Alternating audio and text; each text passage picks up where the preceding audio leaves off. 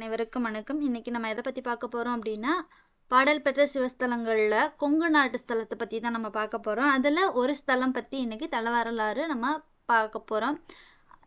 திருப்புக்கொழியூர் அப்படின்னு சொல்லப்படுற அவினாசி லிங்கேஸ்வரர் கோவிலோட தல வரலாறு நம்ம இன்னைக்கு பார்க்க போகிறோம். இந்த அவினாசி லிங்கேஸ்வரர் கோவில் தேவாரம் பாடல் பெற்ற ஸ்தலம், சுந்தரர் பாடிய ஸ்தலம் அப்படின்னும் சொல்லப்படுறாங்க. அவினாசி லிங்கேஸ்வரர் கோவிலோட புராண பெயர்கள் அப்படின்னு நம்ம பார்த்தோம்னா திருப்புக்குழியூர்னு சொல்லுவாங்க. அவினாசி திரு அவினாசின்னு சொல்லப்படுது. இதோட பெயர் அவினாசி, அவினாசி அப்பர் திருக்கோவில் அப்படின்னு இப்போ சொல்லப்படுது. இது கோவிலோட மூலவர் பேர் அப்படின்னு பார்த்தா அவினாசி ஈஸ்வரர்னு சொல்லப்படுவாங்க. அவினாசிநாதர் பெருங்கேடிலி அப்பர் அப்படின்னும் சொல்லப்படுது. தாயார் பெயர் கருணாம்பிகை பெருங்கருணை நாயகி அப்படின்னும் சொல்லப்படுது. இங்கே தலவிருட்சமாக என்ன இருக்குது அப்படின்னு பார்த்தோம்னா பாதிரி மரம். இங்கே என்னென்ன தீர்த்தங்கள் இருக்குது அப்படின்னு பார்க்குறோம் அப்படின்னா, காசி கிணறு, நாகக்கண்ணிகை தீர்த்தம், ஐராவத தீர்த்தம்னு சொல்லிட்டு இத்தனை வகையான தீர்த்தங்கள் இங்கே காணப்படுது. இதோட சிறப்பு திருவிழாக்கள் அப்படின்னு பார்த்தோன்னா, முதலைவாய் பிள்ளை உற்சவம்னு ஒன்று நடக்கப்படுகிறது. பிரதோஷம், சிவராத்திரி, திருவாதுரை, தேர் திருவிழாக்கள் நடைபெறுகிறது. இது தேவாரம் பாடல் பெற்ற ஸ்தலம். இஸ்தலத்தில் சுந்தரர் பாடி அந்த முதலை வாயிலேருந்து பாலகனை மீட்ட ஒரு ஐதீகம் இக்கோவிலில் காணப்படுகிறது. அவினாசி அப்பருக்கு வலதுபுறம் அம்பாளின் கோவில் உள்ளது. பொதுவாக மற்ற கோவில்களில் இல்லாத சிறப்பும் அவினாசி லிங்கேஸ்வரர் கோவிலுக்கு உண்டு. இக்கோவிலின் தேர் திருவிழா மிகவும் புகழ்பெற்றது. இத்தேர் தென்னிந்தியாவின் மிகப்பெரிய தேர்களில் ஒன்றாகும். மேலும் இத்தேர் இதன் சிற்ப வேலைகளுக்காக பெயர் பெற்றது. இதோட தல வரலாறு நம்ம இப்போ பார்க்க போகிறோம். நாயன்மார்களுள் ஒருவரான சுந்தரர் அவினாசிக்கு வந்தபோது ஒரு தெருவின் எதிரெதிர் வீடுகளில் ஒன்றில் பூணூல் கல்யாணமும் மற்றொன்றின் மகனை முதலை சென்றமைக்காக வருத்தமுடனும் இருந்தார்கள். அவனுக்கும் தற்போது பூணூல் கல்யாணம் நடக்கும் சிறுவனுக்கும் ஒரே வயசு. அதனை அறிந்த சுந்தரர் இச்சிவாலயத்திற்கு சிவபெருமானை பிரார்த்தனை செய்தார். அதனால் 3 வருடங்களுக்கு முன்பு முதலை விழுங்கிய சிறுவன் வளர்ந்த நிலையில் பெற்றோர்களுக்கு கிடைத்தான். இந்த தொன்மம் இத்தலத்தில் நடந்தமையால் சிறப்பு பெற்றிருக்கிறது. இந்த நிகழ்வினை முதலைவாய் பிள்ளை உற்சவம் என்ற பெயரில் கொண்டாடப்படுகின்றன. இவ்விழா பங்குனி உத்திரத்தின் 3வது நாளன்று இக்கோயிலில் நடைபெறுகிறது. இத்தலத்தில் உள்ள இறைவனை பிரம்மா 100 ஆண்டுகளும், இந்திரனுடைய ஐராவதம் என்னும் வெள்ளை யானை 12 ஆண்டுகளும், தாடகை 3 ஆண்டுகளும், நாகக்கண்ணி 21 மாதங்களும் வழிபட்டனர். இந்த கோவிலோட மிகப்பெரிய சிறப்பே இதுதான். பிரம்மா 100 ஆண்டு இந்த சிவபெருமானை பூஜை செஞ்சுட்டு இருந்திருக்கார். இந்திரனோட ஐராவதமும் இதை 12 ஆண்டுகள் பூஜை செஞ்சிருந்திருக்கு. 3வது தாடகை சொல்லப்படுகின்ற நாகக்கண்ணிகளும் 3 ஆண்டுகள் தாடகை பூஜை பண்ணிட்டு இருந்திருக்காங்க. 21 மாதங்கள் நாகக்கண்ணிகள் வழிபட்டு இருந்திருக்காங்க. இங்க இருக்கிற சன்னதிகளை பற்றி பார்ப்போம். இத்தலத்தில் மூலவர் அவினாசி அப்பர். இவர் சுயம்பு லிங்கம் ஆவார். அம்பிகை கருணாம்பிகையின் சன்னதி மூலவரின் வலதுபுறத்தில் அமைந்துள்ளது.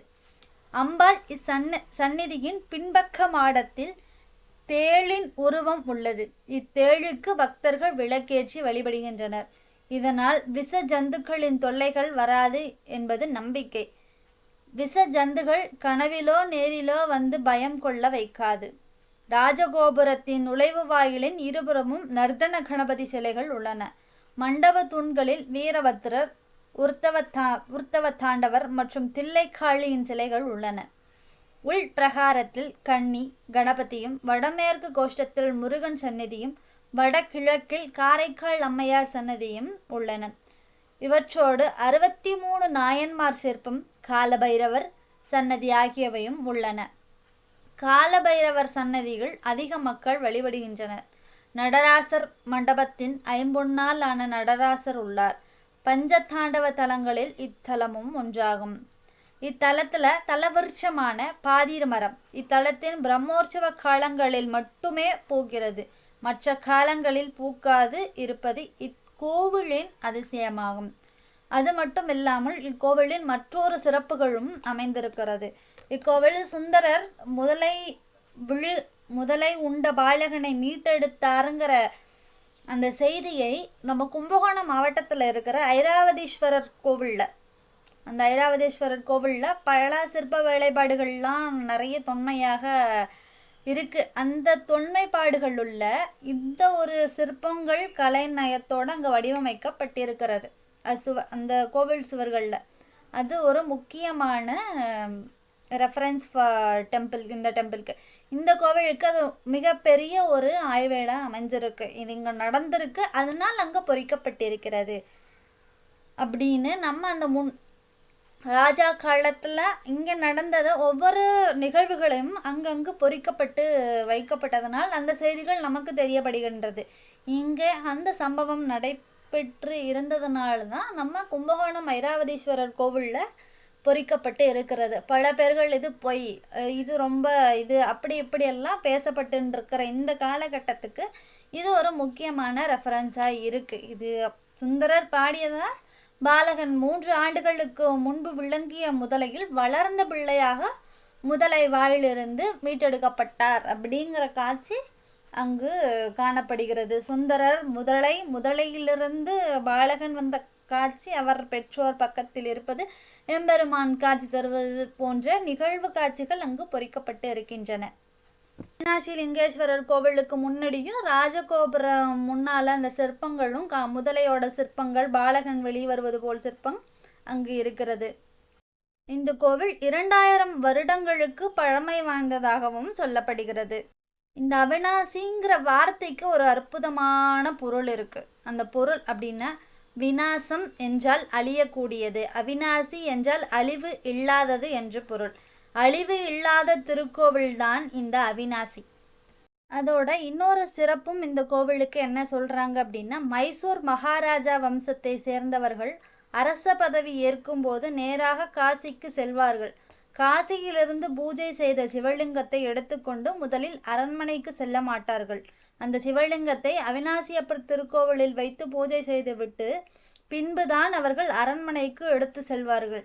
திறமையான நிர்வாகத்தை நடத்துவதற்கான அருளை இந்த அவினாசி அப்பர் அருள்கின்றார் என்பது அவங்களோட நம்பிக்கையும் கூட. அவினாசி அப்பர் அந்த அளவுக்கு அவரோட அருளை கொடுக்குறாருங்கிறது ஒரு ஐதீகமாக சொல்லப்படுகிறது. அதே மாதிரி முதலை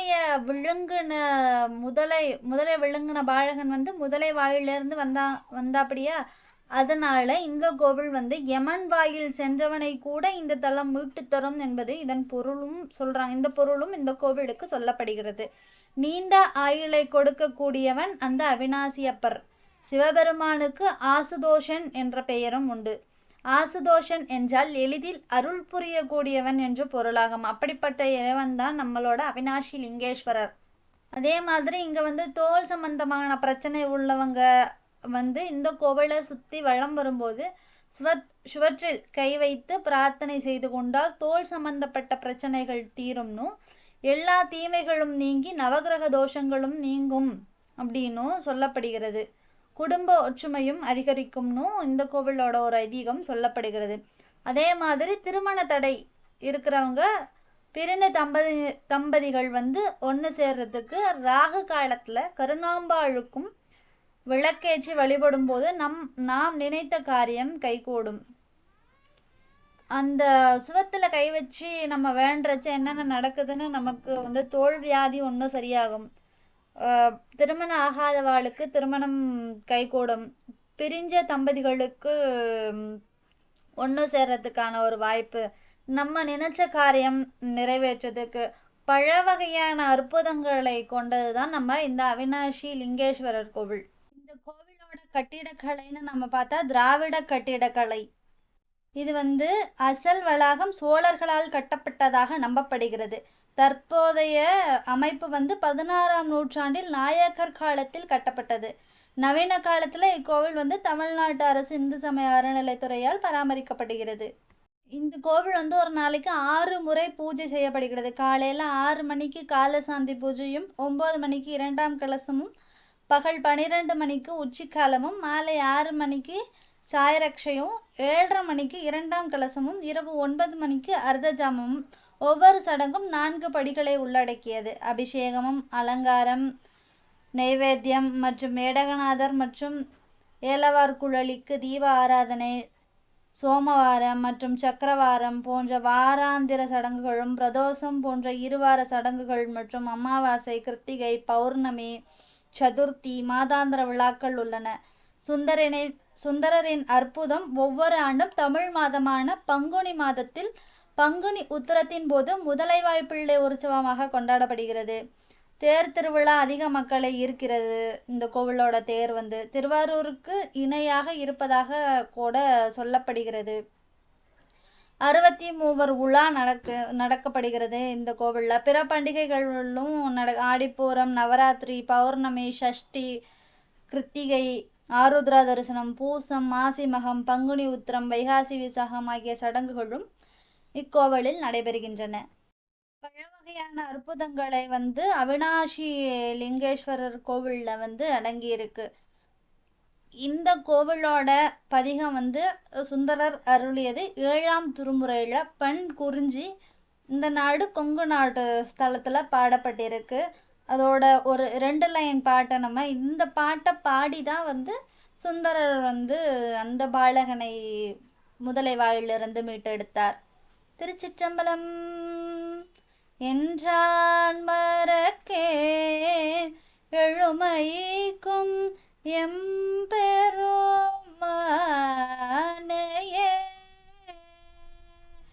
ஊற்றாயின்று உன்னையே உள்கு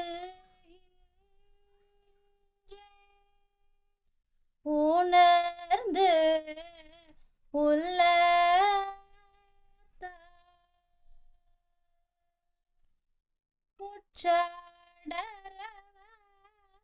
பொக்கோழியோரவிநாசியே புற்றாடரவா பூக்கோழியோரவிநாசியே பற்றாக வாழ்வேன் பசுபதியே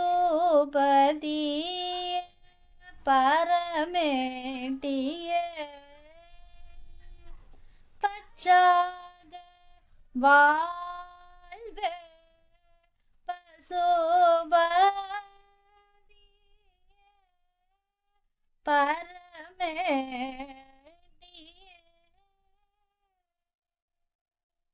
திருச்சிற்றம்பலம். இந்த பாடலை பாடிதான் அவினாஷி லிங்கேஸ்வரர் கோவிலோட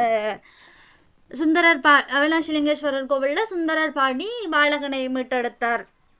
இந்த தல வரலாறு உங்களுக்கு பிடிச்சிருந்தது அப்படின்னா லைக் பண்ணுங்கள், ஷேர் பண்ணுங்கள், இதோட கமெண்ட் பண்ணுங்கள். வேறு மோர் இன்ஃபர்மேஷன்ஸ் ஏதாவது வேணும் அப்படின்னாலும் நீங்கள் கமெண்ட் பண்ணுங்கள். என்னென்ன செய்திகள் உங்களுக்கு தேவைப்படுது, உங்களோட ஸ்டடீஸ் ஆர் எனி